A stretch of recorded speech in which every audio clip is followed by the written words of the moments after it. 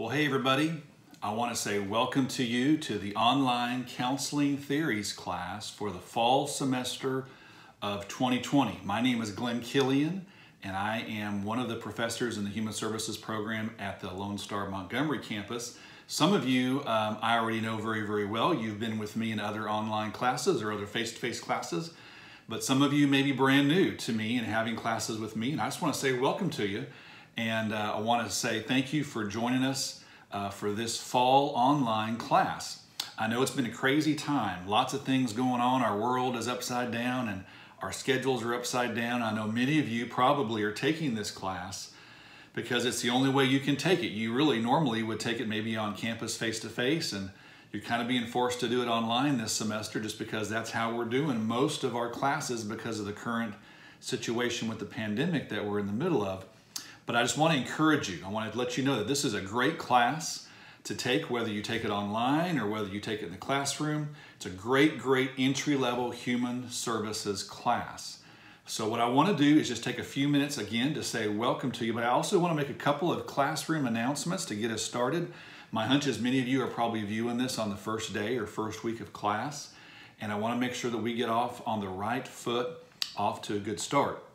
So again, you're aware of this already. This is a 16-week online class. Starts here at the end of August. We're going to go all the way past Thanksgiving to the first week of December, studying counseling theories. So counseling theories, again, is really just another way of saying helping approaches. Counseling theories are helping approaches.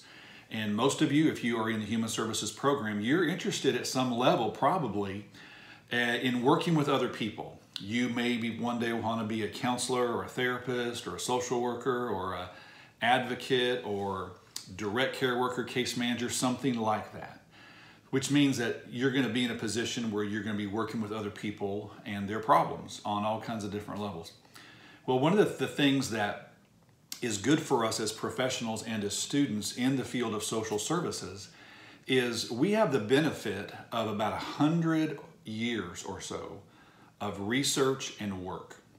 Our forefathers in our field of social services, our fathers and our grandfathers who have come before us, have been working with people and problems for a long time.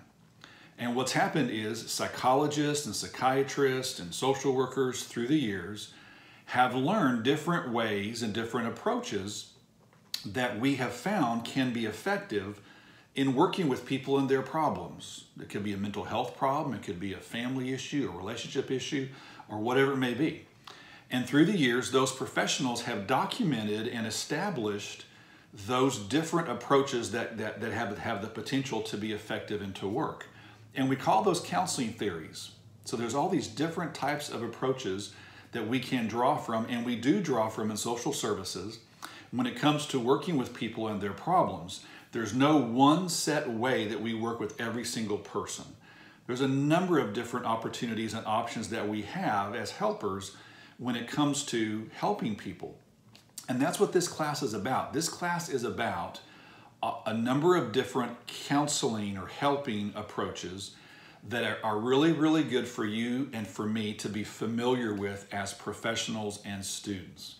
You may say, well, Professor Killian, how many approaches are out there? Well, there's a lot. There's many different counseling and helping approaches out there that through the years have been tested and verified and that we feel like are, viable and reliable. But your textbook, which I'll mention here in a second, mentions about 10 or 11 or 12 of the cornerstone approaches that we oftentimes use and study in social services as a way to better prepare ourselves to help our clients. So for this class, we're going to study 7 of those. And the way that it works is starting next Monday on the 31st. On August the 31st, Module 1 will open. And we're going to spend 2 weeks studying what's called psychoanalytic theory. So Module 1, Module 2 is going to be psychoanalytic theory. And we're going to spend 2 weeks on each individual counseling approach. 7 different approaches, 14 different modules then. So we're going to do 2 weeks on psychoanalytic theory, and then we're going to do 2 weeks on what's called existential theory, And then we're going to do 2 weeks on person-centered and 2 weeks on behavioral and 2 weeks on cognitive behavioral. So about 2 weeks for each of these 7 theories to try to kind of camp out a little bit and spend a little bit of time making sure that you get a good feel for what do each of these theories teach, what do they propose, what's the important history, how do we use them with people and their problems. I found the hard way many years ago that if we try to cover 1 theory per week, they all start running together. Because we could do that. We have about 15, 16 weeks in this class. And we could really take 1 theory per week. And I used to teach this class that way many years ago. And what I found was it was just too rushed. It just got really confusing. So what I've done is I pulled out 7, what I feel like are kind of the cornerstone foundational helping approaches. And we're going to learn about those 7 in this class, starting with Module 1 next week. So let me kind of walk you through kind of how the class basically works.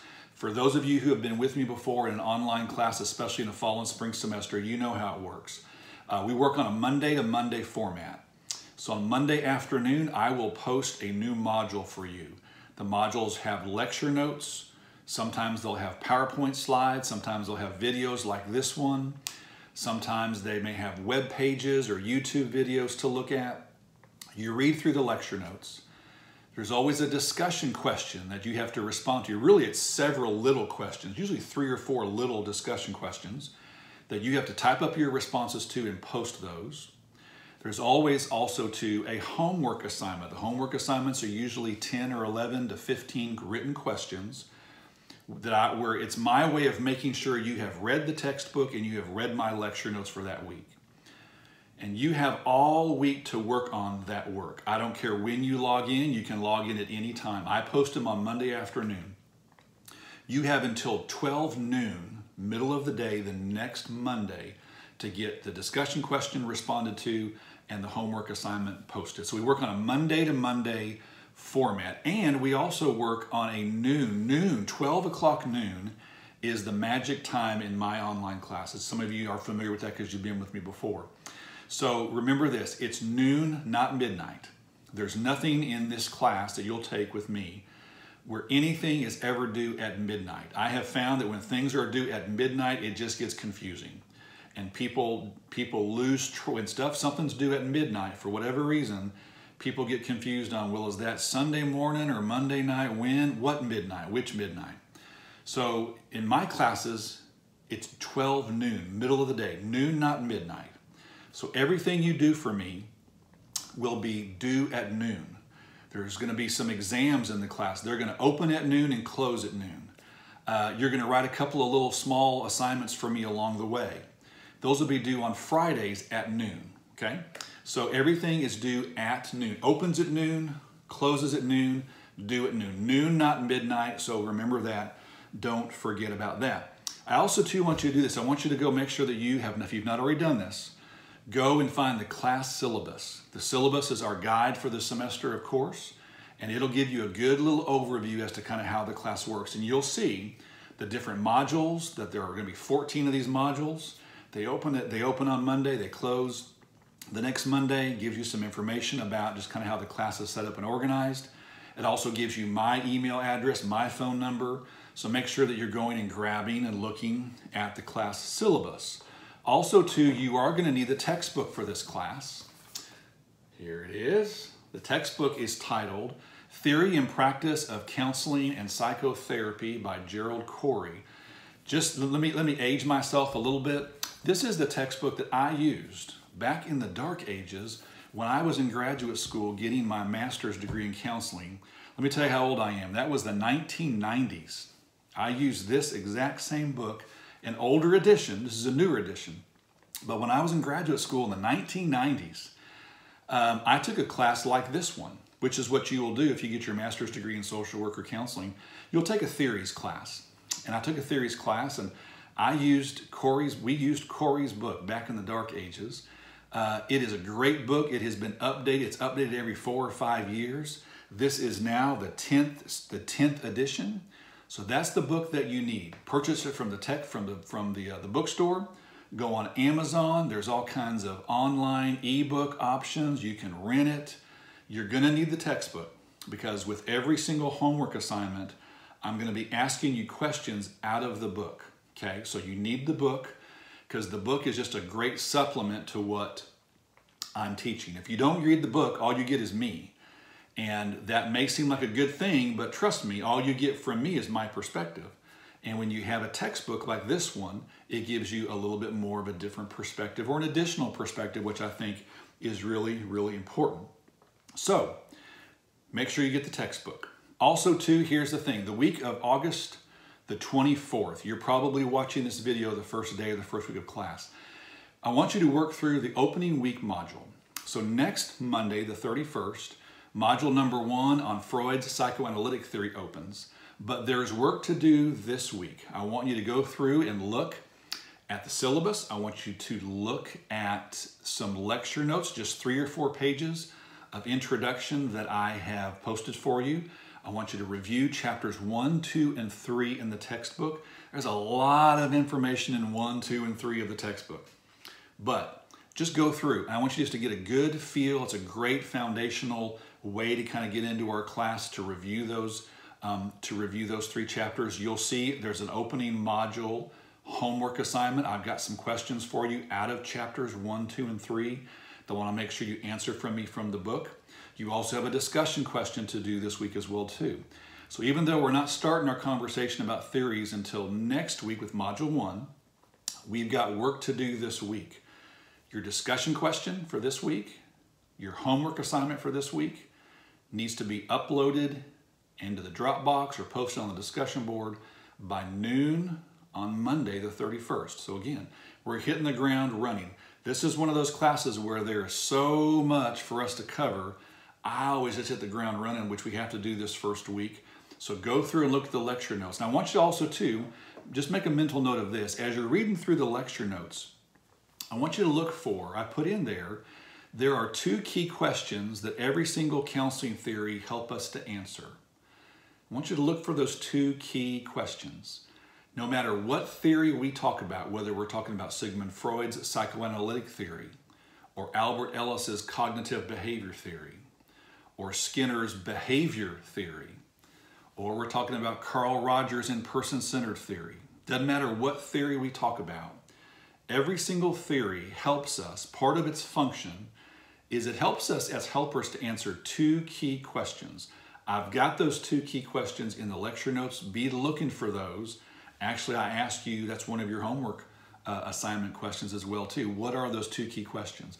I also want you to look too, I've got in the lecture notes, I've listed for you 2 or 3 benefits and 2 or 3 limitations of counseling approaches or counseling theories. Counseling theories have a lot of benefits. There's a lot of benefits for you and I to study them. There's 2 or 3 purposes that counseling theories serve us, so to speak.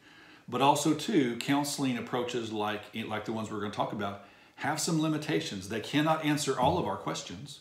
And we have to use our common sense, our clinical judgment, our experience, those kind of things. So be looking for that as well too.